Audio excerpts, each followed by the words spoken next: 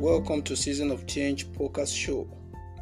It's a platform where you learn about relationship, how to grow a healthy relationship, and how to be successful in your relationship and your marriage. At a platform where you learn about leadership skills and to develop your spiritual life as a Christian, how to raise godly children in our today's society, and how to manage your business as a Christian and your home. Thank you. Connect with us always on our episode that will be bringing. Okay, welcome to Season of Change, transforming your life through the power in the Word of God. I am your host, Evangelist Jeremiah Joseph, and I'm having my guest here tonight, John Mendez from United States of America, New York precisely. He is the founder of Walking to Wealth. He's a speaker. He has appeared on many platforms to speak about Walking to Wealth, talks about self-development and entrepreneurship and spiritual growth as a Christian. He is a born-again Christian, and tonight we'll be discussing on finding your mission in life. Welcome, John, to Season of Change. Well, thank you, Jeremiah, for having me. Thank you so much for the opportunity to share my story and share my message to your audience and to you as well. So I thank you for the opportunity. Thank you. I appreciate you so much. Sorry for the delay in the time because of the network issue. So believe next time it will occur. Well, tonight we'll be discussing on finding your mission in life. Finding your mission in life. John, if I may ask you, how long have you been on this topic? I got a lot of clarity as towards my mission relatively recently. In terms of, I feel like we all have like kind of something that pulls us that we usually can't explain in words, but we know it's there and we know we have, we may have a calling towards. But I didn't actually define my mission statement in life in actual words until I believe it was June this year. And so my mission in life is to enlighten the unenlightened by helping people build wealth and think abundantly. That is my mission statement in life that I came up with just based off, what I align with and what I feel that is most needed and the skills that I have personally, how I can best use them. And so, and everything I do, I'm also a real estate agent. I have my podcast, that I'm doing, and also teach social media as well. And everything I do is just helping people build wealth and, think abundantly. And whenever I learn something, just helping as many people as I can to learn something as well. Wow, that's great. That's a great one. So, if I may ask you, can you tell us the samples of the platform you have appeared to speak or to talk about finding your mission? Yeah, so in terms of this particular topic, this is actually my first actual time speaking on giving my mission. I've appeared on, I have my own podcast where I interviewed many guests on there, but I also, what got me started in speaking really was back in January when I started teaching social media for real estate agents. My very first class ever had over 400 agents from across the U.S. and Canada sign up, which led to me doing another class where I had over 400 agents sign up again. And then I taught my first paid class back in August. I was interviewed on two other podcasts. I taught a class from my market center. So in terms of speaking about my personal mission, this is the first time, but in terms of like speaking in general, I really started speaking back when I started my own podcast, and then when I started teaching classes for other realtors. And it's something that I genuinely enjoy doing. I've been told I have the gift of gab. I can, talk your head off if you let me. And so I'm just, my message has always been there. Just now it's like I'm in a point in my journey where it's like now it's time to get the message from here to in front of the people. Wow, that's great. That's great. So, if I will ask you the first questions, how do you find your mission in life? How do you discover that? Yeah, so I think for the most part, it's like I'd say I would break it down to four steps for the most part. The first part I'd say would really be self-awareness. I feel like self-awareness is power. Self-awareness leads to clarity. There's so much that you can gain in life from becoming self-aware. Um, there's a quote that I love saying, and it's where you are today in life is an accumulation of your past thoughts. So in order to change your future, you must change your past now. Now, that quote, if you believe it and you internalize that quote, it forces you to take accountability. Because if, the first part of the quote, where you are now, is an accumulation of your past thoughts, you have to take ownership and accountability that if you're not where you want to be in life, it's because you thought of it way back when, right? We either are going to be paid for the decisions we make, or we're going to have to pay for the decisions we make, right? So we have to start off with that accountability and that ownership, and say that, hey, whether we enjoy where we're at, whether we're okay where we're at, or whether we hate where we're at, it's all our own thinking from the past. And so we have no one else to blame but ourselves. And I've been able to gain more clarity and more as I became more articulate and as I've looked more into myself and as to how can I explain it. But even when I wasn't as clear as terms of my mission and what I want to do and as self-aware, I always said that, from the day that you're able to make conscious decision, everything that happens to you in life from there on after is on you. So whether you're able to make conscious decision at 7 years old, or whether you don't get that ability until you're 37 years old, right? From whatever point in time you can make conscious decisions for yourself, you everything from that point on is your fault, whether it's good or it's bad, but it's your fault. And there's no other way or no other person, no other thing to look at besides yourself. Okay, thank you very much. So, if I will ask you, what inspired you about this topic? What really inspired me about this topic, in terms of finding your mission, is I feel like, um, I didn't take the traditional path. At least in the U.S., I know it's a little different over here in terms of where it might be the same over where you're at. And if I'm wrong, let me know. But the traditional path is once you finish high school, is to go to a traditional university for 4 years, and then from there pursue, a job or a career, and stay in that career, work until you're 60, 65, 70 years old, retire, and live on. That is the traditional road. I left school during my after my second year in college, because I started learning about personal finance and started watching YouTube videos. I started learning about credit and how to invest in index funds and just little simple personal finance stuff. I started reading, and then my fourth semester, so the second half of my second year, I signed up for my real estate classes, stopped showing up for my college classes, and never looked back. And you get a lot of backlash, one from your friends and family. For me, it was mainly from my family. They didn't take me serious. It's like, oh, why are you leaving college? You got to go back to school. You got to finish. And it's kind of hard to navigate because it's a road that, although school came relatively easy for me, I felt like it was a waste of time because it wasn't teaching me things I needed for that were actually practical and applicable towards life after college. In terms of the things, the career path that I wanted to head down, which at that point in time happened to be marketing, which, come back full circle. Now I'm teaching classes on social media marketing. So, it's funny how everything come back around. So what really inspired me is leaving school, branching off on that journey, and, just figuring it out for myself. My best friend was YouTube. I didn't have, one of my boys that I can reach out to. I didn't have, a parental figure to reach out to. It's just YouTube. And then from there, I just started trying to network with people. I think networking is the biggest thing you could do in any career, no matter whether it's real estate, a corporate, the world, or entrepreneurship. Networking is everything.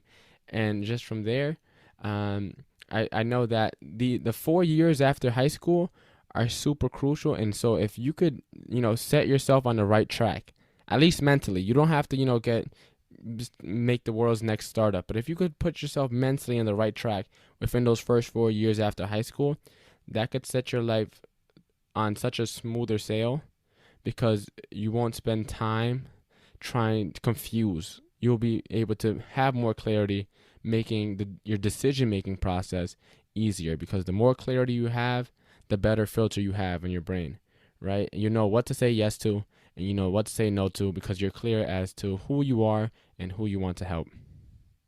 Oh, thank you about that. You talked about tradition. The Yeah. normal tradition in America is the same thing here. Following starts your school, primary school, the secondary, the university, and you get a job, you live a life. What impact did tradition have or our tradition have on your mission? I think personally for me, the biggest impact tradition have is I always been I wouldn't say a rebel. I never got in trouble in school. As I said, I always got good grades. But I always knew that the traditional way of thinking, I just didn't align with it. For example, when I was in high school, this is before I became, financially literate or savvy. Um, I always knew I wanted to retire. Well, at least at that time. At that time, I said I wanted to retire at 40. Right? Traditional advice is 65. And I feel like the impact that it had is, for me, it made me curious as to why things were the way they were. Who said we have to wait till 65? Who said we have to go to college? Who said we have to, work our entire lives? Who said? Why is that the way? Why is that the way that's being pushed, right? And that's the biggest impact on me, is that it made me ask questions. It made me curious, um, and then it made me curious not only about why that's the way it is, but it made me curious about myself, and as to why didn't I align with that? Why did in my heart I feel this pull to do my own thing, to go another route, to have a different way. And as you know, God puts us all here for a reason, right? And from as long as I can remember, it's like that traditional way of living just never, I never gravitated towards it. So I feel like, in terms of tradition having an impact on me, I wouldn't say it really had an impact on me, because I'm going against it for the most part. So that's how I guess I would answer that question. Okay, thank you very much. So I want to ask you another question. So how do you find your own mission, your personal mission? Yeah, I'd say after the self awareness, I think step two would then be getting your mindset right. Right after you take a look and you reflect, you're like, okay, this is my fault. This is where I'm at. And you start looking at, what's important to you, and all the decisions you made. Now it's time to get your mindset right, because it doesn't matter if you have the world's greatest mission, or um, whatever your the biggest goal or whatever. If your headspace isn't in the right place, it's all null and void, right? It's all for no reason, right? So the next thing I would say probably is to start really thinking about. There's a saying we say in my office. It's life by design, not default, right? You have to know that you can create the life that you want in this world. God gives us everything we have. We have unlimited potential. We have, you know, our unlimited creativity in this mind. Our mind is powerful beyond the imagination, right? And so you have to realize that, okay, before I actually define my mission, I have to know that whatever my mission is, that I have the power and the potential to create any of it, right? Because what good is creating your mission if you still don't believe in yourself, right?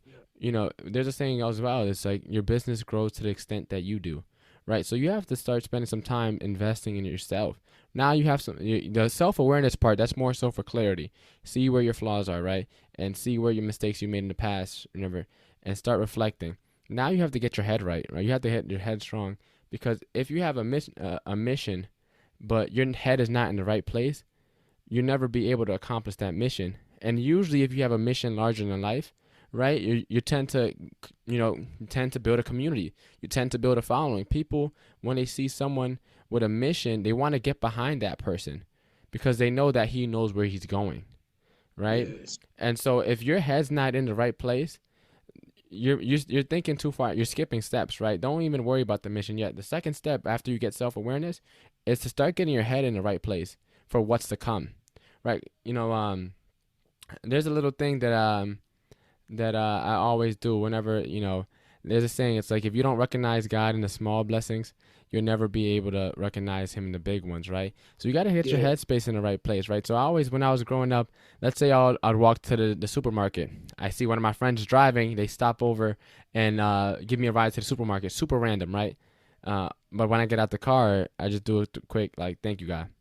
Because although that's super small, that wasn't a coincidence, right? My friend didn't just so happen to be driving home and see me and pick me up. That I was on the way to the supermarket and he was sent, I feel. So whenever I get out that, and like starting to see God in the little things like that, and giving gratitude for that and recognize it in the small things, but if your head's not in the right place, you'll never be able to recognize those things. So I think step number 2 after you get self-awareness is to get your head on your shoulders and get your head in the right space.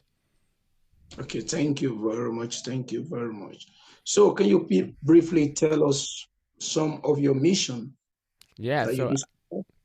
my mission really, it's two main parts, right? The first part of my mission is my actual action, right?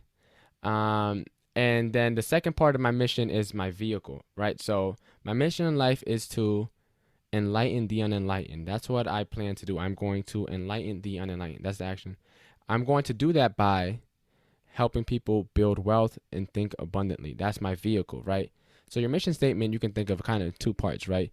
It's my mission in life is to blank by or through or by doing or through doing blank, right? That's the a simple format to make it craft your mission statement. And the first part of my mission statement came from the duty of the enlightened is to enlighten the unenlightened. I'm not a philosopher, but and I know a little bit about philosophy, and that's a quote from Plato's Allegory of the Cave that I learned back in my senior year of high school. My English teacher, he would occasionally go off curriculum and occasionally talk about philosophy and other topics. And I don't remember much because he ended up getting sick and actually missed like over 3/4 of the year. But while he was with us, that is one of the things that they just stuck with me. It just resonated with me. The duty of the enlightened is to enlighten the unenlightened. In my own words, as soon as you learn something, it's your job to put as many people on as you can, right? It's your job to spread that knowledge, spread that wisdom, spread that information. Once you know something, just share, share, share, share, share. So that's the first part of my mission statement, right? That's the kind of like the origin of, and the core of my mission statement, where it comes from. And then the second part of it is by helping people build wealth and think abundantly. So that part kind of came from the idea of wealth building. Once I, read Rich Dad Poor Dad, and I had my, my personal finance epiphany, and I started, looking into YouTube and, credit cards and index funds and all this stuff and reading. Um, I realized how much information is out there that isn't taught in school. How much is information is out there that isn't taught from conversations at home. How much information out there that isn't taught when you're hanging out with your boys or you're hanging out with your friends.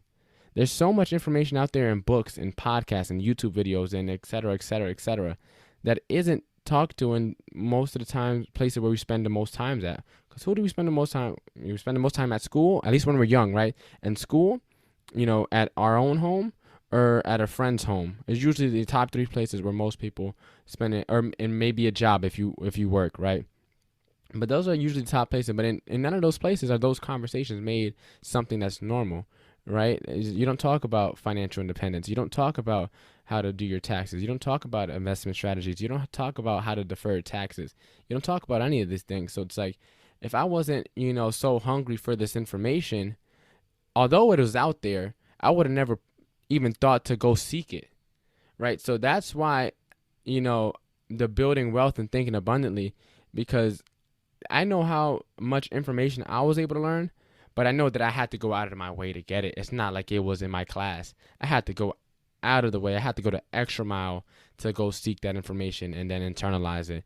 And so that's kind of like how my mission statement came together. It's, that quote from my English teacher from the philosophy class, and then my experience of learning about personal finance kind of came together, and I just made the sentence: my mission in life is to enlighten the unenlightened by helping people build wealth and think abundantly. And that's how my mission statement came together. Okay, thank you very much. I want to bring it to this part of the world where we are in Nigeria. Mm-hmm. Here in Nigeria, we celebrate more of the certificates. We love people going to school, studying. You must have education. So how can people that has no privilege or people that decided like you to come out of the school to say, okay, it's not must, I must be in school. Who said this? Who said I must be a graduate? Who said I must be 65 years before I got resigned from my job? So how can such people find their mission in life? Yeah, I'd say one thing you have to, especially in your more traditional, culture such as yours, where school is like really, really praised, um, you have to pretty much disassemble the idea that schooling and education are one and the same. It's not. There's schooling and there's education. And yes, you can get an education at school, but you can also get an education from teaching yourself, right? So a lot of people they think that the only way to be educated is to have that diploma, to have your degrees, right? In all reality, the only way to be educated is to go and seek that information and put it into use. Whether that is through school, whether that's through books, whether that's through, as I said, podcasts like what we're doing and talking to other people, you have to change that traditional way of thinking that schooling and education are one. And then you also have to think about why people value schooling so much. The reason people value schooling is because it gives them a sense of security and accomplishment, right? The security part, right? When you have a degree, it says that you can get any job you want. Let's say you become an entrepreneur, but you have a degree, you have something to fall back on, right? But people don't realize that security to different people means different things, right? And so when it comes to traditional security, right, you get your degree, but then a lot of people, and I don't know how it's like in Nigeria, but at least in the U.S., they're in student loans, right? Now they're graduating college, they have no job, right? They don't know how to get a job. They don't know how to do an interview. They don't know how to network. They don't know how to, you reach out to people and get on platforms such as this to speak and have their messages spread. They taught all these things, but none of it really matters, right? And now, not only did they spend 4 years of their life, they don't have clarity as to who they are. They come out of college, they don't know what they want to do for real because they come out of college with the degree with either they were kind of persuaded or forced by their parents or, parental figures in life to get, or, they just picked a degree that was whatever because, they weren't in alignment as to, what they wanted to do. So I guess the best advice I could give you is if you decide to go to a traditional university, or whether it's a trade school, or maybe you decide not to go to university, remind yourself that you have to find yourself. I think college is a good experience because usually when you go to college, you go away from home. And when you go from away from home, you have more time for yourself. So I think college is good for networking because you're surrounded with normally a bunch of people that you've never met before, and that's Yes, a lot of opportunity comes from networking. And I think the second yes, reason college is great is because you get to experience adulthood without full consequences, right? Because you're away from your parents, but it's not like if you pay rent you're getting kicked out, right? It's not yes, full adulthood, but it's that first step into adulthood. So I think the college experience is valuable, but the one thing you should make sure you do is, no matter where you are in your journey, is to become as self-aware as possible, because that starts the process to then you getting your mission. Find yourself, find what you align with, find the things that you enjoy doing. There's a question that I always ask. It's what would you do for the rest of your life, even if you didn't get paid? And just write down a list, right? Go down the list. Whether it could be basketball, it could be podcasting, it could be watching anime, it could be whatever it is, right? And then you have to ask yourself, what are some things that you have a natural aptitude towards, right? That could be speaking, that could be writing, that could be teaching, that could be sports, athleticism. What are you naturally good at, right? And then you have to kind of use those two and combine it together to get that clarity as to you who you are, right? Once you kind of figure out, okay, these are the things that I like to do, these are the things that I'm good at, which ones match, right? Where does it go? Where does it coincide, right? Where are the matches, are the pairs that I can potentially pursue? Once you find something that kind of pairs up well, then the next question would be, now that I know that I'm good at, who can I help? Who's facing the same problems that I went through? Who's experienced life this, the same life that I did? Who's, for example, in my situation, I left school early. In my situation, I was raised by my grandparents. I wasn't raised by my parents. Like people like me, who can I help? Sometimes you don't have to search for a brand new audience. Just you're on your own journey, right? You just say you're on your path. Sometimes all you have to do is turn around and look back at the people that are on the same path as you and just help those people. You may not be the furthest ahead, but even if you're one, two, three, 4 steps ahead, you can help them with those steps, right? So Yeah. that's, the next question. Once you find what you like, find what you're good at, find pairs, then ask yourself, okay, who am I meant to help? Who can I help best? Okay, thank you very much. We have less than 10 minutes to come to the end of the program. I quickly want you to just give us little light. You talked about education is different from school. You Yeah. can get education through the school and you can get education even out of the school. So what, just give us 2 points that makes the difference, the true difference. Yeah. The two main differences is that school is a location. It's usually a building, a location. Education is actually learning. So schooling is supposed to be a place where you can go to learn. Education is actually learning itself, right? So that's why schooling isn't education, but you can be educated at school. Just because you got a degree doesn't mean you're smarter than the next man or better than the next man. It just means you spent 4 years at a college. That's all it means. Thank you very much. Can you quickly just give just 2 or 3 platforms how people can walk into wealth, people that wants to find out their mission, people that are out of schools, people that wants to do one thing or the other in order to find their missions in life. Yeah, definitely. Thank you for allowing me the opportunity to share some of my platforms. I'd say the one thing I can ask of any of your listeners is to follow me on Instagram at walk2wealth. I'm dropping 2 to 4 videos on there a day. From there, if you look in the bio, you can then access. I'm on YouTube as well. I'm on TikTok. I'm on virtually every podcast directory. I'm on Apple Podcasts, Google Podcasts, Spotify, whatever you can find me. But if I could ask your listeners to do one thing, is to follow me on Instagram because that's where I'm most active on. And then from Instagram, you can connect with me everywhere else. Thank you very much. So, what do you have to tell our audience tonight concerning today's finding your mission in life? Just brief to conclude the meeting.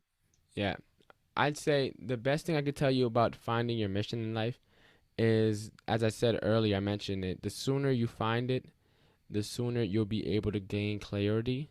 And the sooner you're able to gain clarity, then the sooner you're able to start focusing.